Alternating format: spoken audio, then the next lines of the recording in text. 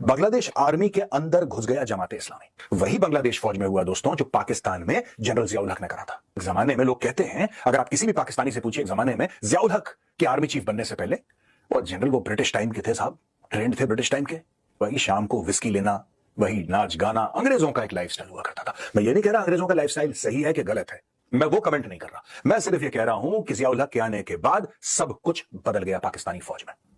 मैं पाकिस्तानी फौज का एग्जांपल दे रहा हूं, निशाना मेरा बांग्लादेश फौज की ओर है। और आज मैं आपको समझाऊंगा कि ये पूरा गेम हुआ तो हुआ कैसे। अब दोस्तों, पाकिस्तानी फौज में सबसे पहले जब जियाउल हक आया तो कट्टर इस्लामिस्ट, कट्टर का भी कट्टर दोस्तों, कट्टर का भी कट्टर। और जियाउल हक ने सबसे पहले बोला कि सारे जो सारे अफसर हैं सब दाढ़ी बढ़ाएंगे। जिसकी दाढ़ी नहीं होगी, तकरीबन 4 इंच की दाढ़ी, उसको प्रमोशन नहीं मिलेगा। एक्चुअली ऐसा हुआ था। ऑफिस के बीच में छुट्टियां कि नमाज का वक्त हो गया, जाके चुपचाप काम बंद करो, नमाज पढ़ो। सारे शराब खाने बंद और खुले कोड़े सड़क पे लोगों को पढ़ते थे। आज की तारीख में जो पाकिस्तानी छाती पीटते हैं और कहते हैं कि साहब हमें शरिया चाहिए, हम शरिया मांगता, हमें शरिया चाहिए, तो भाई जियाउल हक ने वही तो देने की कोशिश करी थी तुम्हें। आज तुम उसी जियाउल हक को गाली देते हो और तुम कहते हो कि जियाउल हक की वजह से टेररिज्म आया। तो ये सारी की सारी चीजें इंटरलिंक्ड है। शरिया का नाफिज होना, वहां पे मुजाहिदीन को पैसे देना, वहां पे ट्रेनिंग करना, टेररिज्म आना, एवरीथिंग इज इंटरलिंक्ड। अब बांग्लादेश में क्या हो गया दोस्तों, आप बोलेंगे मेजर साहब फिर पाकिस्तान चले गए। No, not at all. मैं आपको एग्जांपल दे रहा हूं, क्योंकि बांग्लादेश आर्मी और पाकिस्तानी आर्मी एक ही थी। 1971 में ये दो हो गई, राइट। अब बांग्लादेश आर्मी के अंदर घुस गई जमात इस्लामी। आज की तारीख में वहां पे भी आपको दाढ़ी वाले जनरल मिल जाएंगे। अब मुझे दाढ़ी से कोई प्रॉब्लम नहीं है। अगर किसी का दीनी मामला है तो उसका दीनी, वो एक दाढ़ी उगाए, दो उगाए, अपने को क्या लेना देना यार इस चीज से। लेकिन प्रॉब्लम यह है कि जमाते इस्लामी फिर कहता है कि उसको भारत के साथ दोस्ती करनी है। ये जमाते इस्लामी ऑन रिकॉर्ड कह रहा है कि देखिए we can't change our neighbours, हम अपने पड़ोसी तो बदल नहीं सकते। अब बांग्लादेश जहां पे है वहीं पे रहेगा, भारत जहां पे है वहीं पे रहेगा, ये सब चीजें वहां पे होती रहेंगी। ऐसा बांग्लादेशियों का कहना है और ऐसा जमाते इस्लामी का भी कहना है। लेकिन फिर जमाते इस्लामी ये भी कह रहा है कि बांग्लादेश को एक शरिया कंप्लायंट मुल्क बनाना है। यहां पे निजाम मुस्तफा चलेगा, यहां पे प्रॉफिट मोहम्मद का कानून चलेगा, तो चलाओ, किसी ने मना नहीं करा। देखो मैं आपको एक बात बताऊं, आपको जो चलाना है चलाओ, आपको जैसा कानून नाफिज करना है, that is none of India's business. आपको सड़क पे लोगों को कटवाना है, कोड़े पड़वाने हैं, पत्थर से मरवाना है, that is purely your business. हम तो इंडिया वाले भैया अपने पैर ऊपर रख के चाय पी के खबर देखेंगे बांग्लादेश के, वील एंजॉय आवरसेल्व्स। आपको शरिया नाफिज करना है करो। लेकिन जो आप ये कह रहे हो ना कि भारत के साथ दोस्ती करनी है, मैं बांग्लादेश के जमाते इस्लामी और सारे बांग्लादेशियों को एक बात बता दूं कि आपके दो नेबर हैं। आपके सिर्फ दो नेबर हैं। एक आपका म्यांमार है जो किसी काम का नहीं है, खुद उसका बेड़ा गर्क हो रखा, दूसरा इंडिया। और इंडिया के साथ जो आपके बॉर्डर हैं 4000 किलोमीटर से ज्यादा भारत और बांग्लादेश के बॉर्डर है। आज तक तो सिर्फ भारत में यह डर था कि यार बांग्लादेशी अवैध रूप से भारत के अंदर आ रहे हैं। डर था ना, आज भी है यार, बांग्लादेशी बिना कागज के देखो आ जाते हैं, बिना का। कितनी जनसंख्या है तुम्हारी और हमारी कितनी है, सोचो। तुम्हारी कितनी और हमारी कितनी है? तुम्हारी होगी 18 से 20 करोड़, हमारी 140 करोड़ है। जिस दिन यहां से लोग वहां की तरफ जाना शुरू हो गए, सोचना, मतलब थोड़ा सा सोचो, तसव्वुर करो कि ऐसा हो गया कि ठीक है, भारत ने अपने लोगों को, हमारे यहां भी बहुत सारे पड़े हुए हैं, कोई दिक्कत नहीं है, हमने अपने लोगों को बोला कि जाओ तुम बांग्लादेश में घेरना शुरू करो यार, जाओ जाओ। हम लोग पूरे साल 10 साल 20 साल लोगों को भेज सकते हैं और बांग्लादेश की आबादी से 6-7 गुना ज्यादा भारत की आबादी है, तुम रोक नहीं पाओगे। लेकिन फिर वही बात कि साहब हमें शरिया नाफिज करना है लेकिन भारत के साथ दोस्ती करनी है। दोस्तों आप जो कह रहे हैं ना शरिया नाफिज करना, मैं यहां पे हमारे मुसलमान भाई भी देख रहे होंगे, ठीक है, और उनकी शरिया के बारे में मुख्तलिफ राय भी होंगी। और मैं साफ तौर पे एक बात बताना चाह रहा हूं, आज शरिया वहीं पे अच्छा लगता है जहां पे तेल के दरिया बहते हैं। मैंने बहुत बड़ी बहुत गहरी बात कही है, सोच के बैठना, आराम से सोचना और समझना इस चीज को। शरिया वहीं पे अच्छा लगता है जहां पे तेल के दरिया बह रहे हो। शरिया वहीं पे अच्छा लगता है जहां पे पैसे हैं।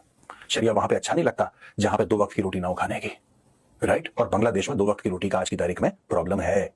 दोस्तों कई सारी चीजें हो रही हैं, बांग्लादेश कैसा बनेगा, आगे चल के कैसा बनेगा। शेख हसीना तो बहुत बुरी थी, अभी कोई और आ जाएगा, वो बांग्लादेश को कहीं, देखिए साफ सीधी बात है, तुम्हें बांग्लादेश को जो करना है करो, जैसा करना है करो। आज की तारीख में एक और न्यूज आइटम है, जरा मैं वो आपको एनालाइज करके बताता हूं कि बांग्लादेश में गेम क्या हुआ। और यही चीज मुझसे कल परसों किसी ने पूछी भी थी कि बांग्लादेश ने पाकिस्तान से हथियार खरीद लिया, एमुनिशन खरीद लिया, और मैंने बोला ठीक है, वो बांग्लादेश की मर्जी है, वो बांग्लादेश की मर्जी है, वो किसी से खरीदे, वो चीन से खरीदे, पाकिस्तान से खरीदे, मंगोलिया से खरीदे, हम तो कोई नहीं कहते होते यार उसको कहने वाले कि तुम नहीं खरीद सकते। अस्सलाम वालेकुम दोस्तों बांग्लादेशी जो आर्मी है, बांग्लादेशी आर्मी इस वक्त ट्रेनिंग कर रही है चिकन नट के करीब तरीन के इलाकों में। और इसके अलावा जो बांग्लादेशी आर्मी है वो पाकिस्तान से बहुत बड़ा असले का ऑर्डर भी ले गए हैं। और इसके अलावा बांग्लादेश की जो आर्मी है उसने दूसरा बड़ा ऑर्डर पाकिस्तानी आर्मी से असले के हवाले से किया है, जिसमें दोस्तों टनों के हिसाब से TNT है और उसके अलावा बहुत ज्यादा गोला बारूद और मिलिट्री का गोला बारूद है।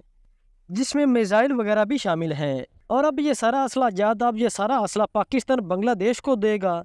तो यहाँ पर दोस्तों सवाल ये पैदा होता है कि बांग्लादेश इतना ज़्यादा असला क्यों इकट्ठा कर रहा है। क्योंकि दोस्तों बांग्लादेश को पता चल चुका है कि भारत उस पर किसी भी वक्त हमला कर सकता है, क्योंकि पाकिस्तान के बाद जो इंडिया है, जो भारत है, वो बांग्लादेश का भी दुश्मन बन चुका है। और दूसरी जानिब जो इंडिया का चिकन नेक है वो किसी सूरत में भी अब महफूज नहीं है, क्योंकि अब ये इंडियन आर्मी को भी पता है कि चिकन नेक महफूज नहीं है। और अब पाकिस्तानी आर्मी और जो चाइनीज़ आर्मी है वो मिलकर बांग्लादेश की सपोर्ट करके ये जो चिकन नेक का इलाका है ये बांग्लादेश को दिलवाएंगे। तो दोस्तों यहाँ पर आपको बताता चले कि ये वही बांग्लादेश है जिसको पाकिस्तान से भारत ने आज़ाद करवाया था, और अब वही बांग्लादेश पाकिस्तान की तमन्ना पूरी करेगा, पाकिस्तानियों की वो तमन्ना के भारत को दो टुकड़े करना।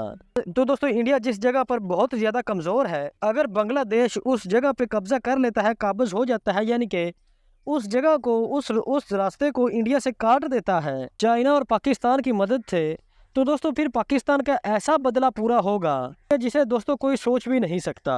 तो दोस्तों अगर यहाँ पर इंडिया की बात की जाए तो वो बांग्लादेश से भारत ने बनाते वक्त ये सोचा भी नहीं होगा कि एक वक्त आएगा कि यही बांग्लादेश हमारे खिलाफ हो जाएगा। तो दोस्तों तकरीबन कुछ अर्सा पहले हमने एक वीडियो आपके साथ शेयर की थी जिसमें हमने आपको बताया था कि जो ये बांग्लादेश है ये भारत को बहुत महंगा पड़ेगा।